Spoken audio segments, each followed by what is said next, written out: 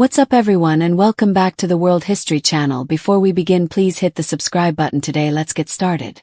The Real Reason Anne Frank's diary was edited. The Diary of Anne Frank has been translated into dozens of languages, sold millions of copies, and is among the most highly regarded diaries in history. But it's not without controversy. The published version of Anne's written account of the time she and her family spent in hiding during World War II is a variation of what she wrote. But even that is an oversimplification. Anne wrote multiple versions of her innermost thoughts and ideas, all of which were read and edited by her father, Otto Frank. Otto also took some license of his own, deleting parts he felt were unnecessary and inappropriate to include. Why was Anne Frank's diary edited? Otto Frank, now a co-author of the diary for copyright reasons, wasn't simply acting in his personal interests when he edited his daughter's writings, however. Driven by his love as a father, haunted by his own horrific persecution, and dedicated to making his little girl's biggest dreams a reality. Here's why and how Otto Frank edited Anne's diary. Anne Frank wrote two versions of her diary. Anne Frank received a diary on her 13th birthday, June 12, 1942, and made her first entry 2 days later, ending it with the line, "We're going to be great pals." Her final entry was dated August 1, 1944. In addition to writing in her diary, Anne penned short stories, essays, and other works in notebooks and on loose pieces of paper. She also started a novel, although she abandoned it later, and decided at some point that she wanted to write a book about her time in hiding. She called it The Secret Annex and revised her diary to form its core. In doing so, Anne essentially wrote two versions of her diary. Version A, as it is known, is Anne's initial diary and the contents of several notebooks, while version B contains portions of her diary and additions made on loose paper. Anne started version B in 1944 but never finished it. By all accounts, version A was intended for Anne's eyes only. After her death, Anne Frank's writings were given to her father Otto. Anne Frank, her parents, Otto and Edith, and her sister Margot, had moved from Germany to the Netherlands during the mid-1930s. When the Nazis invaded in 1940, the situation for the Franks and other Jews became increasingly dangerous. In July 1942, the family went into hiding. They were later joined by the Van Pels family, Herman, August and Peter, and dentist Fritz Pfeffer. The group hiding in the secret annex in Amsterdam was discovered by the Gestapo in August 1944, and subsequently sent to various camps. Anne and Margot were sent to Bergen-Belsen, where they both died in February 1945. By mid-1945, Otto Frank was the lone survivor out of all 7 inhabitants of the secret annex. Otto returned to Amsterdam and was given his daughter's writings by Miep Gies, one of the many helpers who had aided the individuals in the secret annex. Gies gathered the writings from the secret annex and hid them after the Gestapo raided and kept them. Otto was too bereft to look at Anne's writings right away. When he finally did, as he told the BBC in 1976, "I copied it and I gave a copy to friends of ours who had known us all. One of them was employed in a publishing firm and he told me, 'You have not the right to keep the diary as a private property. It's a human document and you should publish it.' And so I did." Otto Frank compiled many written works by and for publication. Otto Frank's path to publishing Anne's writings was not linear. Once he decided what his daughter wrote should be made public, Otto gathered what became version C of her diary. Otto picked diary entries and other writings to include, translated them from Dutch to German, and often fixed some language and grammar mistakes. Otto's initial collection was brought to the attention of Dutch historians Dr. Jan Romein and Annie Romein-Verskoor in 1946. Dr. Romein published an article on it called A Child's Voice and wrote, "When I finished the book, it was night and I was amazed that the lights were still on, that there was bread and tea, that I did not hear the roaring of airplanes or the thumping of soldiers' boots in the street. I had been captivated and taken back to the unreal world that is now almost a year behind us." The Romeins helped Otto find a publisher. The version he submitted to Contact Publishing was a mix of version A and version B, with portions about Anne's mother, Edith, and Peter Van Pels omitted because Anne had not included them in the latter. Additional omissions were made based on Otto's preferences, specifically what his daughter wrote about his marriage. He also eliminated sections related to her sexuality and some other negative comments and wrote about people she knew. On the whole, Otto said, "I only learnt to know, and, really through her diary." Anne's diary was almost rejected by the publisher that released the first English version. Anne's diary was published in 1947 under the title Het Actuees, or The Secret Annex. Otto knew that and wanted to be a published author and later said, "I didn't regret it because Anna wrote in one of her diaries, 'I want to go on living after my death,' and in a certain way through her diary she is living on in many hearts." After its initial publication, Anne's diary was published in French and German alongside the initial Dutch version. Judith Jones, a publisher from Doubleday, became aware of the book during the early 1950s. She pulled it out of a pile of rejected manuscripts and 2 years later, an English version was published, and Frank, The Diary of a Young Girl. Since the early 1950s, Anne's diary has been published in more than 70 languages. It has also been adapted into plays and films. Meyer Levin, an American writer, was convinced a dramatization of the story needed to be made. Levin reached out to Otto and assured him that a very wonderful film could be made. Staying very close to the book was possible. It was Levin who reviewed and Frank for the New York Times, making it a bestseller and helping his cause to turn the story into a play. Levin did adapt and Frank for the stage, and while Otto read it and said nice things about its faithfulness to the diary, he withheld judgment on the production. Omitted pages and works by and were found decades after her diary was first published. When pages and passages that were omitted from the published version of Anne's diary were discovered decades later, they proved to a large extent that Otto Frank's choice to leave them out was exactly what his daughter wanted, and wrote that she never wanted her family or friends to lay hands on her diary, and that what she wrote was none of their business. The pages were later made public, however. They revealed comments about Otto like, "Father is not in love. He gives her a kiss the way he kisses us," and lamenting how her mother, Edith, was inaccessible. "If she had only one aspect of an understanding mother, either tenderness or kindness or patience or something else, I would keep trying to approach her. But as the days go by, I find myself more and more unable to love this insensitive nature and mocking countenance." In 2018, 2 additional pages were found and published. They included comments from and about how she wished someone might come to me and ask to inform him about sexual matters, alongside risque jokes.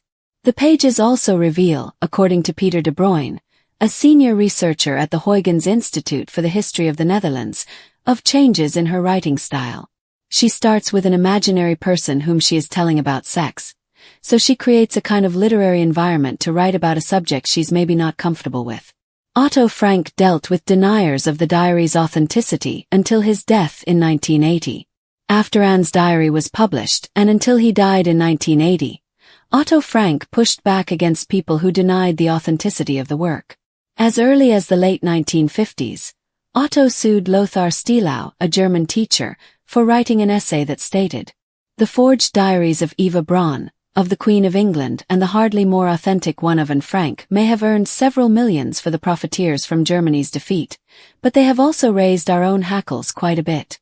Also included in the suit was Heinrich Buddeberg, who publicly supported Stielau's claim. Neither Stielau nor Buddeberg were tried because Otto later withdrew the complaint after agreeing to a settlement. Otto regretted the choice, stating later, "I should certainly not have dropped the case." Subsequent lawsuits during the 1960s and 1970s involved Holocaust deniers like English author David Irving and German architect Heinz Roth.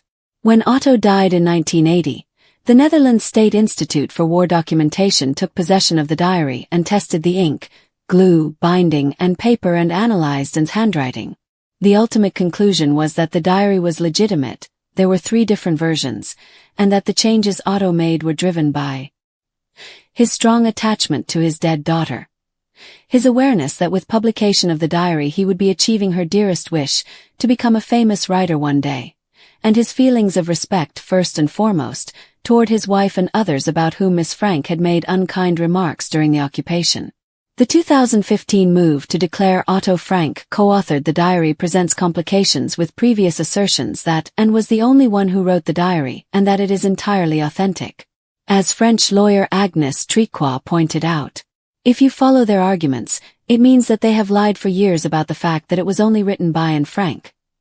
The Diary of Anne Frank stands as one of the most compelling and humanizing documents to emerge from the horrors of World War II, revered across generations and languages for its raw, unfiltered window into a teenage girl's life in hiding. But what most people don't know is that the version of the diary that has reached millions is not exactly what Anne originally wrote. And the reasons for this involve a tangled blend of grief, censorship, intention, and hope. Anne Frank, born Anneliese Marie Frank in 1929 in Frankfurt, Germany, began keeping a diary on her 13th birthday, just weeks before her family was forced into hiding in a secret annex above her father's business in Nazi-occupied Amsterdam in 1942. Her diary, initially a place for her private reflections, grew to become something more after she heard a Dutch government official on the radio urging people to keep written records of their wartime experiences for future publication. Inspired by this, Anne began revising her entries and creating what she imagined would be a published memoir, thus producing two distinct versions of her writing. Version A, the original raw entries meant only for herself, and Version B, her own edited and more polished manuscript, designed for the world to read. Tragically, Anne never lived to complete this work. Her arrest in August 1944 and subsequent death from typhus in Bergen-Belsen in early 1945 cut her life short, and it was her father Otto Frank, the only surviving member of the annex, who was given the painful responsibility of deciding what to do with her words. When Otto returned to Amsterdam, his former secretary and protector Miep Gies handed him a stack of notebooks and loose sheets she had recovered from the annex floor after the Nazi raid. A chaotic, incomplete mixture of personal thoughts, literary ambitions, and heartbreaking detail. Overwhelmed by grief, Otto initially couldn't bring himself to read them, but when he finally did, he was stunned by his daughter's eloquence, insight, and maturity, and he resolved to fulfill her dream of becoming a published writer. Yet Otto faced an impossible editorial dilemma, and had written candidly, often harshly, about her mother, her budding sexuality, her sometimes contradictory emotions, and her difficult relationships, some of which Otto felt were inappropriate for a general audience or might hurt the families involved.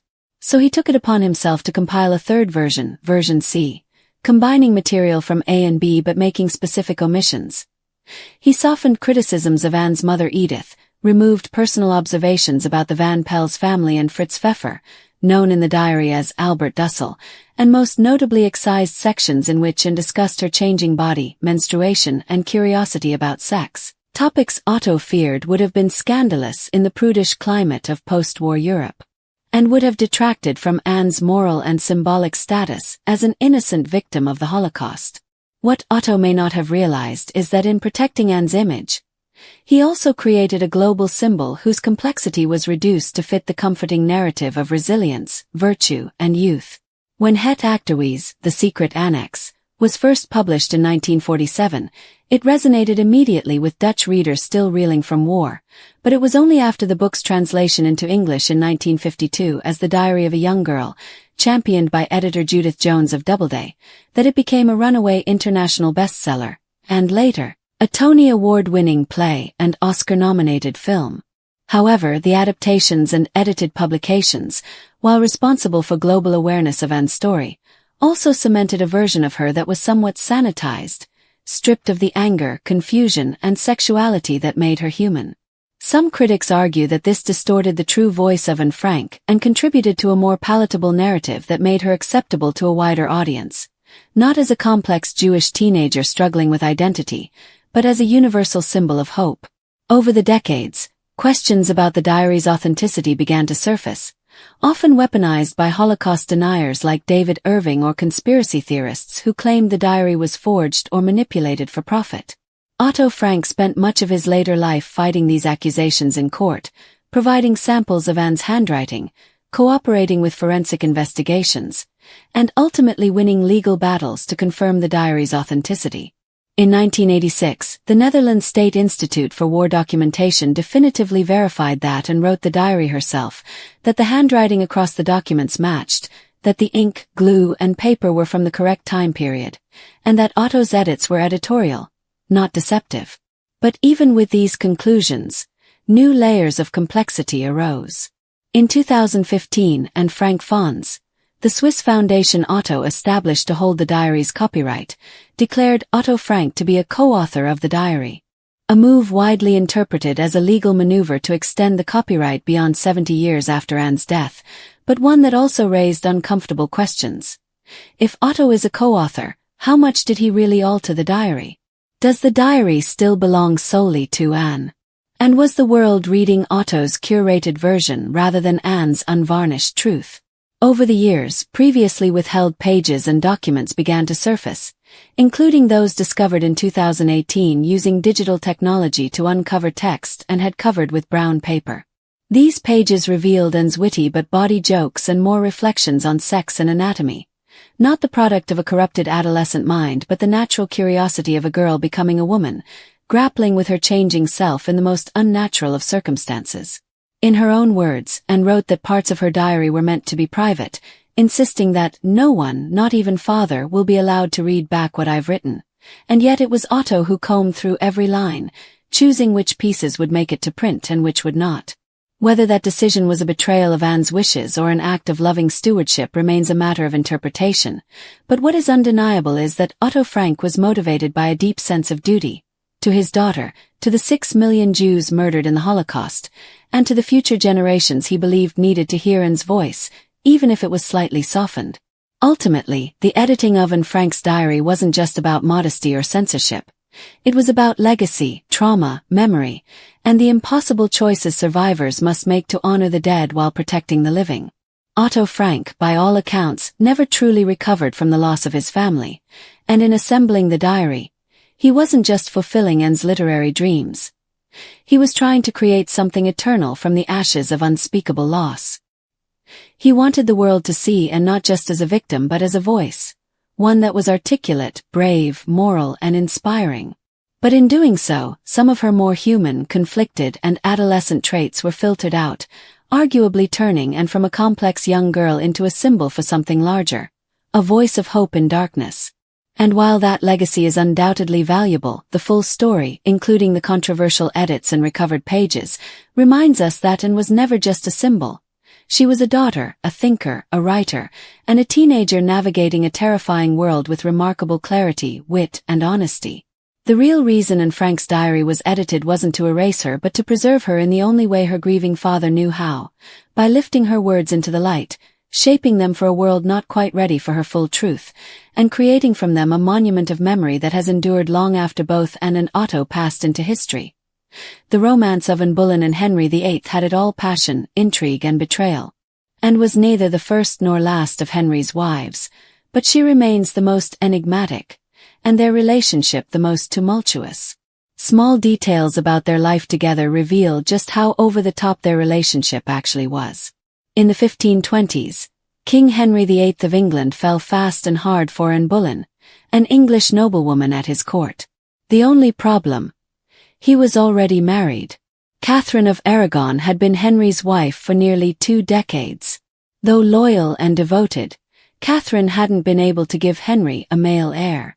Young, intelligent, and energetic, Anne Boleyn promised Henry something he believed his wife couldn't give him. By 1533, after years of effort, Henry had nullified his marriage to Catherine and taken Anne as his new wife. From opulent gifts to romantic love letters and secret manipulations, small details about their life together show that they lived, loved, and fought on an operatic scale. Though Anne did give Henry another child, the future Queen Elizabeth I, she wasn't the son that they had both hoped for. After a series of miscarriages and stillbirths, Henry's affection for Anne cooled. Her downfall was swift. On May 19, 1536, she was executed. Henry VIII and Anne Boleyn's relationship began in passion, ended in bloodshed, and was animated by wild moments along the way. By the beginning of 1536, Henry VIII wanted out of his marriage with Anne Boleyn, especially as he blamed her for a string of stillbirths and miscarriages. Since he had annulled his first marriage in order to marry her, he opted against divorce and instead turned toward a more nefarious exit, branding her a traitor and seeing her executed. Anne's conduct was closely surveilled and scrutinized by a group led by Thomas Cromwell, Henry's minister. Eventually, Anne was accused of several acts of adultery. The charges leveled against the Queen were likely trumped up or inaccurate, including the allegation that she had committed adultery with George Bullen, her brother.